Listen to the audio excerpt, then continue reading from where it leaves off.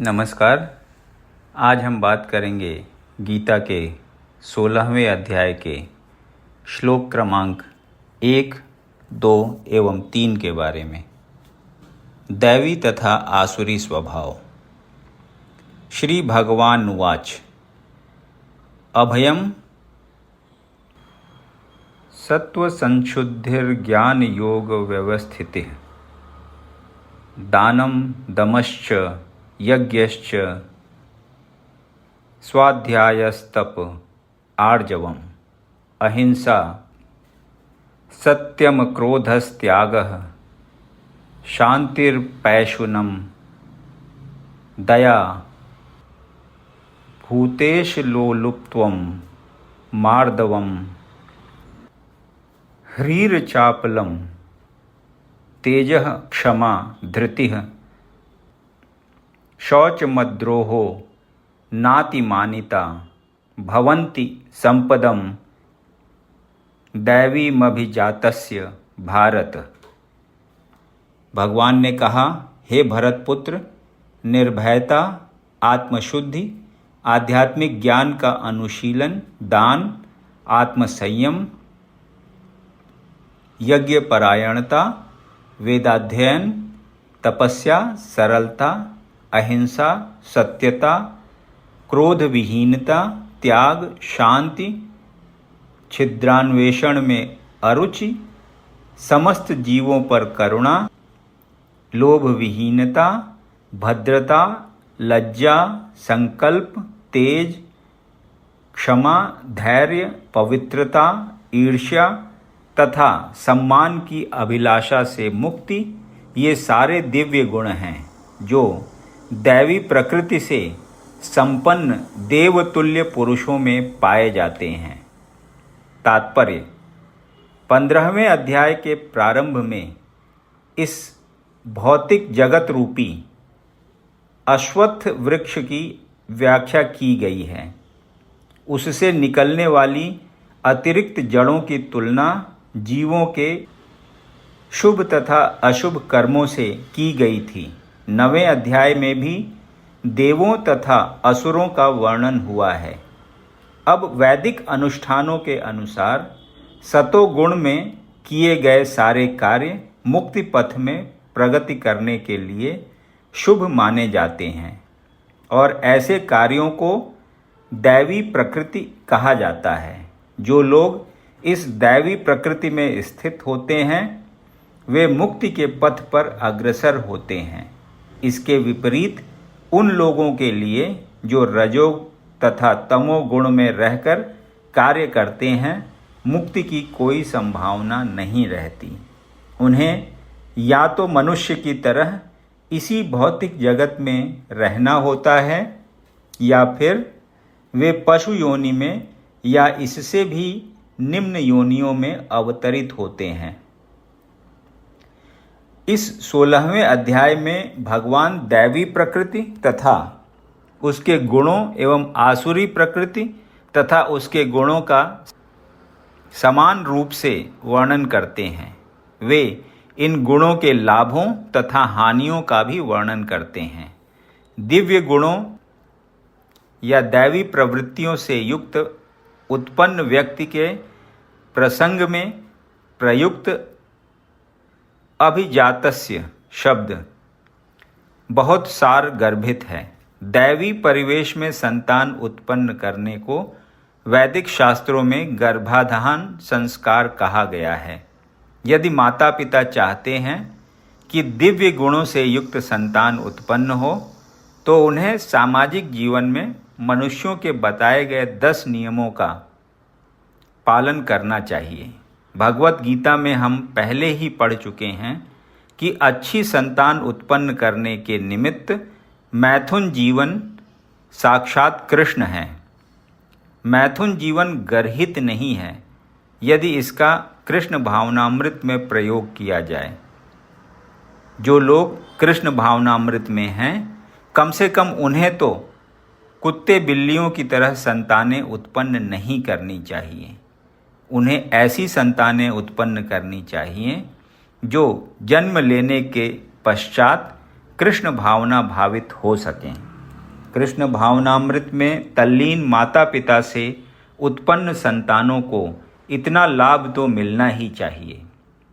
वर्णाश्रम धर्म नामक सामाजिक संस्था जो समाज को सामाजिक जीवन के 4 विभागों एवं काम धंधों अथवा वर्णों के 4 विभागों में विभाजित करती है, मानव समाज को जन्म के अनुसार विभाजित करने के उद्देश्य से नहीं है।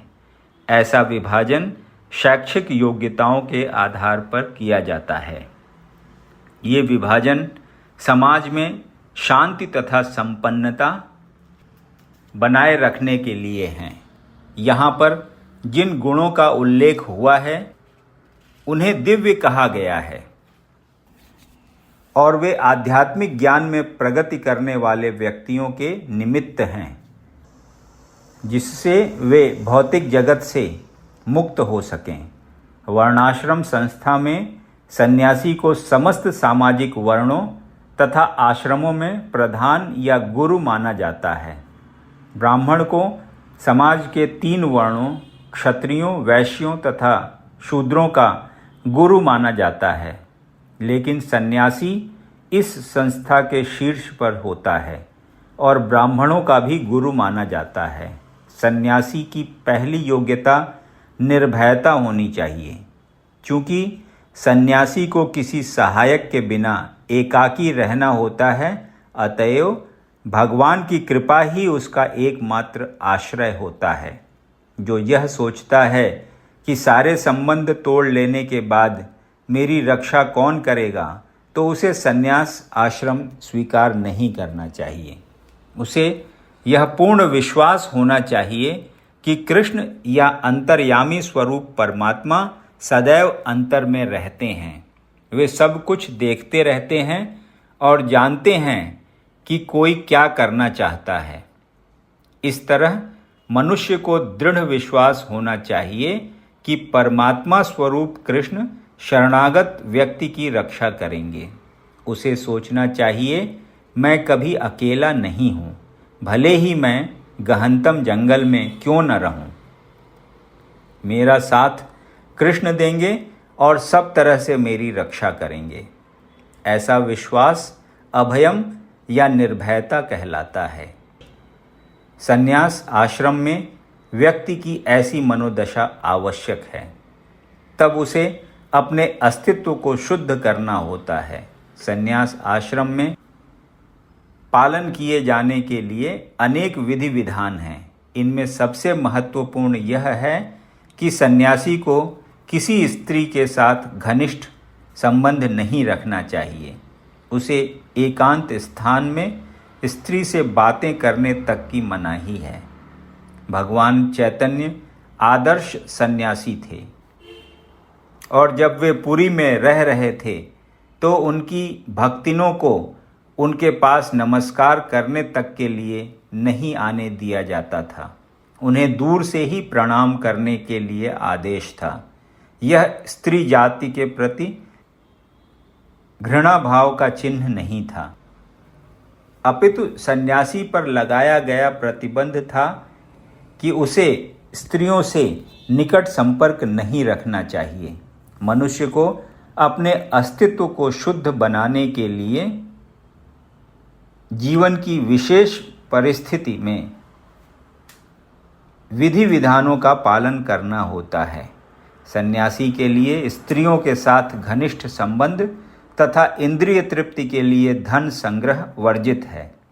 आदर्श सन्यासी तो स्वयं भगवान चैतन्य थे और उनके जीवन से हमें यह सीख लेनी चाहिए कि वे स्त्रियों के विषय में कितने कठोर थे। यद्यपि वे भगवान के सबसे वदान्य अवतार माने जाते हैं, क्योंकि वे अघम से अघम बद्ध जीवों को स्वीकार करते थे, लेकिन जहाँ तक स्त्रियों की संगति का प्रश्न था, वे संन्यास आश्रम के विधि विधानों का कठोरता के साथ पालन करते थे।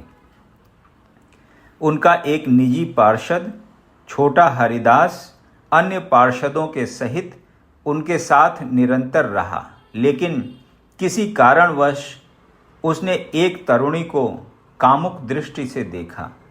भगवान चैतन्य इतने कठोर थे कि उन्होंने उसे अपने पार्षदों की संगति से तुरंत बाहर निकाल दिया। भगवान चैतन्य ने कहा, जो सन्यासी या अन्य कोई व्यक्ति प्रकृति के चंगुल से छूटने का इच्छुक है और अपने को आध्यात्मिक प्रकृति तक ऊपर उठाना चाहता है तथा भगवान के पास वापस जाना चाहता है, वह यदि भौतिक संपत्ति तथा स्त्री की ओर इंद्रिय तृप्ति के लिए देखता है, भले ही वह उनका भोग न करे, केवल उनकी ओर इच्छा दृष्टि से देखे, तो भी वह इतना गर्हित है कि उसके लिए श्रेयस्कर होगा कि वह ऐसी अवैध इच्छाएं रखने के पूर्व आत्महत्या कर ले। इस तरह शुद्धि की ये विधियां हैं। अगला गुण है ज्ञान योग व्यवस्थिति। ज्ञान के अनुशीलन में संलग्न रहना। सन्यासी का जीवन गृहस्थों तथा उन सबों को जो आध्यात्मिक उन्नति के वास्तविक जीवन को भूल चुके हैं, ज्ञान वितरित करने के लिए होता है। सन्यासी से आशा की जाती है कि वह अपनी जीविका के लिए द्वार द्वार भिक्षाटन करे, लेकिन इसका अर्थ यह नहीं है कि वह भिक्षुक है। विनयशीलता भी आध्यात्मिकता में स्थित मनुष्य की एक योग्यता है। सन्यासी मात्र विनयशीलतावश द्वार द्वार जाता है, भिक्षाटन के उद्देश्य से नहीं जाता, अपितु गृहस्थों को दर्शन देने तथा उनमें कृष्ण भावनामृत जगाने के लिए जाता है। यह सन्यासी का कर्तव्य है।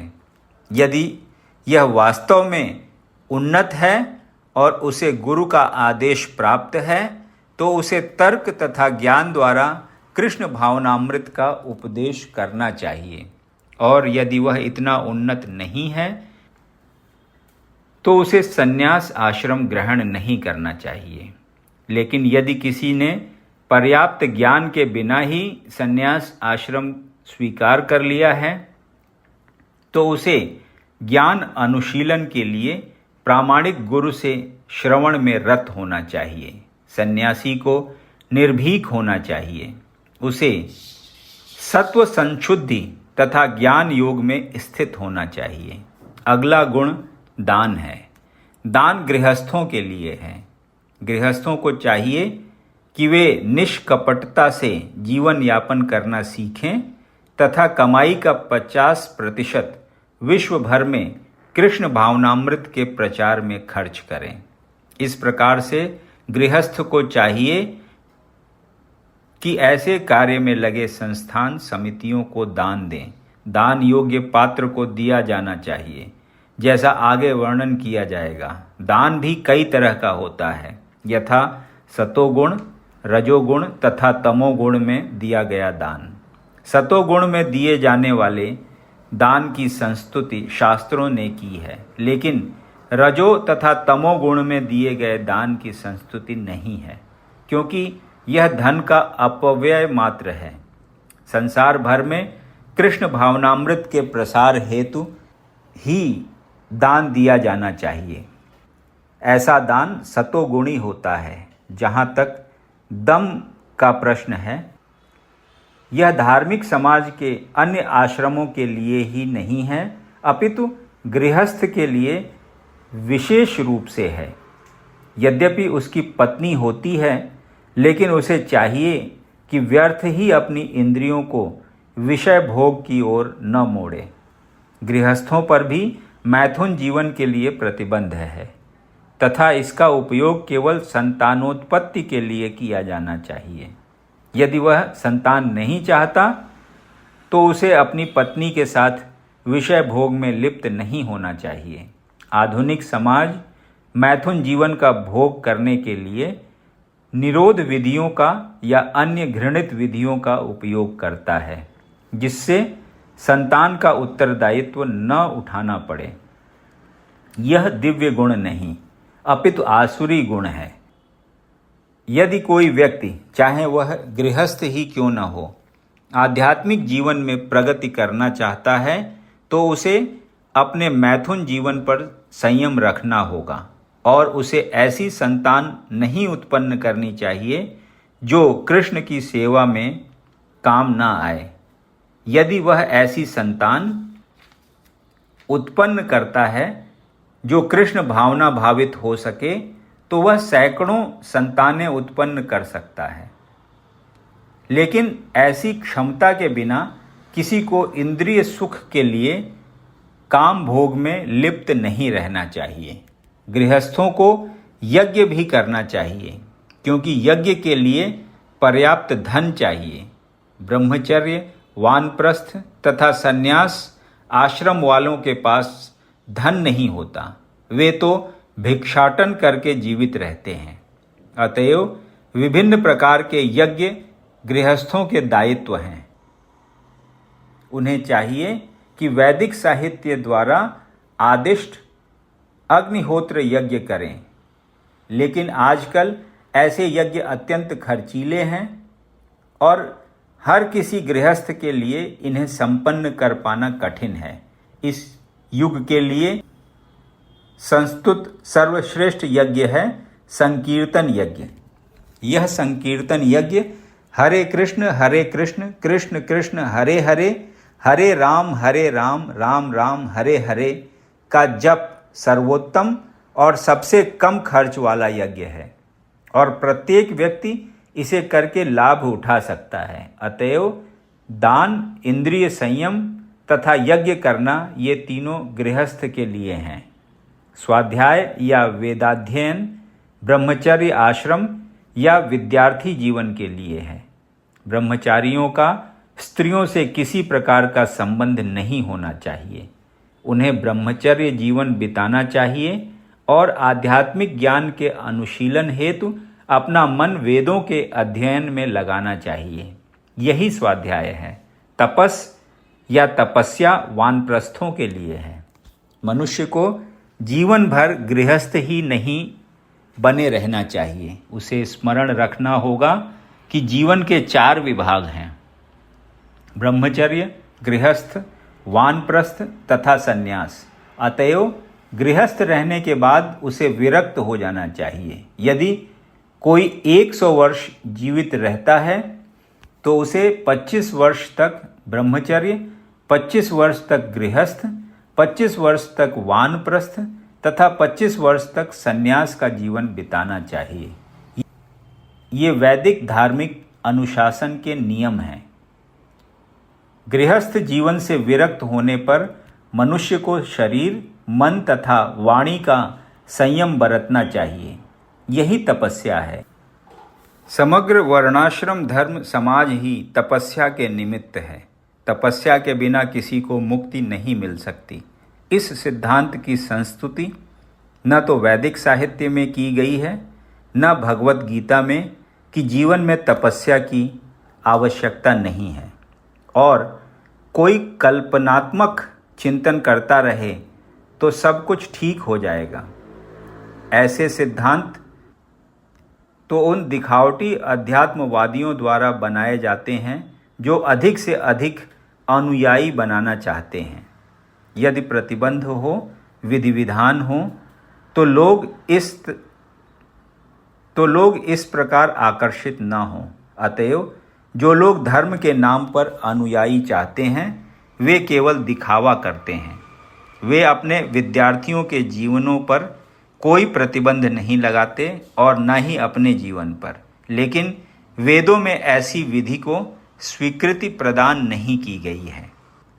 जहाँ तक ब्राह्मणों की सरलता का संबंध है, इसका पालन न केवल किसी एक आश्रम में किया जाना चाहिए अपितु चारों आश्रमों के प्रत्येक सदस्य को करना चाहिए, चाहे वह ब्रह्मचर्य, गृहस्थ, वानप्रस्थ अथवा संन्यास आश्रम में हो। मनुष्य को अत्यंत सरल तथा सीधा होना चाहिए। अहिंसा का अर्थ है किसी जीव के प्रगतिशील जीवन को न रोकना। किसी को यह नहीं सोचना चाहिए कि चूंकि शरीर के वध किए जाने के बाद भी आत्मा स्फुलिंग नहीं मरता, इसलिए इंद्रिय तृप्ति के लिए पशुवध करने में कोई हानि नहीं है। प्रचुर अन्न, फल तथा दूध की पूर्ति होते हुए भी आजकल लोगों में पशुओं का मांस खाने की लत पड़ी हुई है। लेकिन पशुओं के वध की कोई आवश्यकता नहीं है। यह आदेश हर एक के लिए है। जब कोई विकल्प न रहे तभी पशुवध किया जाए, लेकिन इसकी यज्ञ में बलि की जाए। जो भी हो, जब मानवता के लिए प्रचुर भोजन हो तो जो लोग आध्यात्मिक साक्षात्कार में प्रगति करने के इच्छुक हैं उन्हें पशु हिंसा नहीं करनी चाहिए। वास्तविक अहिंसा का अर्थ है कि किसी के प्रगतिशील जीवन को रोका न जाए। पशु भी अपने विकास काल में एक पशु योनि से दूसरी पशु योनि में देहांतरण करके प्रगति करते हैं। यदि किसी विशेष पशु का वध कर दिया जाता है तो उसकी प्रगति रुक जाती है। यदि कोई पशु किसी शरीर में बहुत दिनों से या वर्षों से रह रहा हो और उसे असमय ही मार दिया जाए तो उसे पुनः उसी जीवन में वापस आकर शेष दिन पूरे करने के बाद ही दूसरी योनि में जाना पड़ता है। अतएव अपने स्वाद की तुष्टि के लिए किसी की प्रगति को नहीं रोकना चाहिए। यही अहिंसा है। सत्यम का अर्थ है कि मनुष्य को अपने स्वार्थ के लिए सत्य को तोड़ना मरोड़ना नहीं चाहिए। वैदिक साहित्य में कुछ अंश अत्यंत कठिन हैं, लेकिन उनका अर्थ किसी प्रामाणिक गुरु से जानना चाहिए। वेदों को समझने की यही विधि है। श्रुति का अर्थ है किसी अधिकारी से सुनना। मनुष्य को चाहिए कि अपने स्वार्थ के लिए कोई विवेचना न गढ़े। भगवत गीता की अनेक टीकाएं हैं जिसमें मूल पाठ की गलत व्याख्या की गई है। शब्द का वास्तविक भावार्थ प्रस्तुत किया जाना चाहिए और इसे प्रामाणिक गुरु से ही सीखना चाहिए। अक्रोध का अर्थ है क्रोध को रोकना। यदि कोई क्षुब्ध बनाए तो भी सहिष्णु बने रहना चाहिए, क्योंकि एक बार क्रोध करने पर सारा शरीर दूषित हो जाता है। क्रोध रजोगुण तथा काम से उत्पन्न होता है। अतएव जो योगी है उसे क्रोध पर नियंत्रण रखना चाहिए। अपैशुनम का अर्थ है कि दूसरे के दोष न निकालें और व्यर्थ ही उन्हें सही न करें। निस्संदेह चोर को चोर कहना छिद्रान्वेषण नहीं है, लेकिन निष्कपट व्यक्ति को चोर कहना उस व्यक्ति के लिए परम अपराध होगा जो आध्यात्मिक जीवन में प्रगति करना चाहता है। ह्री का अर्थ है कि मनुष्य अत्यंत लज्जाशील हो और कोई गर्हित कार्य न करे। अचापलम या संकल्प का अर्थ है कि मनुष्य किसी प्रयास से विचलित या उदास न हो। किसी प्रयास में भले ही असफलता क्यों न मिले, किंतु मनुष्य को उसके लिए खिन्न नहीं होना चाहिए। उसे धैर्य तथा संकल्प के साथ प्रगति करनी चाहिए। यहाँ पर प्रयुक्त तेजस शब्द क्षत्रियों के निमित्त है। क्षत्रियों को अत्यंत बलशाली होना चाहिए जिससे वे निर्बलों की रक्षा कर सकें। उन्हें अहिंसक होने का दिखावा नहीं करना चाहिए। यदि हिंसा की आवश्यकता पड़े तो हिंसा दिखानी चाहिए, लेकिन जो व्यक्ति अपने शत्रु का दमन कर सकता है उसे चाहिए कि कुछ विशेष परिस्थितियों में क्षमा कर दे। वह छोटे अपराधों के लिए क्षमादान कर सकता है। शौचम का अर्थ है पवित्रता, जो न केवल मन तथा शरीर की हो अपितु व्यवहार में भी हो। यह विशेष रूप से वणिक वर्ग के लिए है। उन्हें चाहिए कि वे कालाबाजारी न करें। नातिमानिता अर्थात सम्मान की आशा न करना शूद्रों अर्थात श्रमिक वर्ग के लिए है, जिन्हें वैदिक आदेशों के अनुसार चारों वर्णों में सबसे निम्न माना जाता है। उन्हें वृथा सम्मान या प्रतिष्ठा से फूलना नहीं चाहिए, बल्कि अपनी मर्यादा में बने रहना चाहिए। शूद्रों का कर्तव्य है कि सामाजिक व्यवस्था बनाए रखने के लिए वे उच्च वर्णों का सम्मान करें। यहाँ पर वर्णित 26 गुण दिव्य हैं। वर्णाश्रम धर्म के अनुसार इनका आचरण होना चाहिए। सारांश यह है कि भले ही भौतिक परिस्थितियां शोचनीय हों, यदि सभी वर्णों के लोग इन गुणों का अभ्यास करें तो वे क्रमशः आध्यात्मिक अनुभूति के सर्वोच्च पद तक उठ सकते हैं। यदि आपको ये वीडियो पसंद आया तो इसे लाइक करें और ऐसे ही अन्य वीडियोज़ को सुनने के लिए इस चैनल को सब्सक्राइब करें।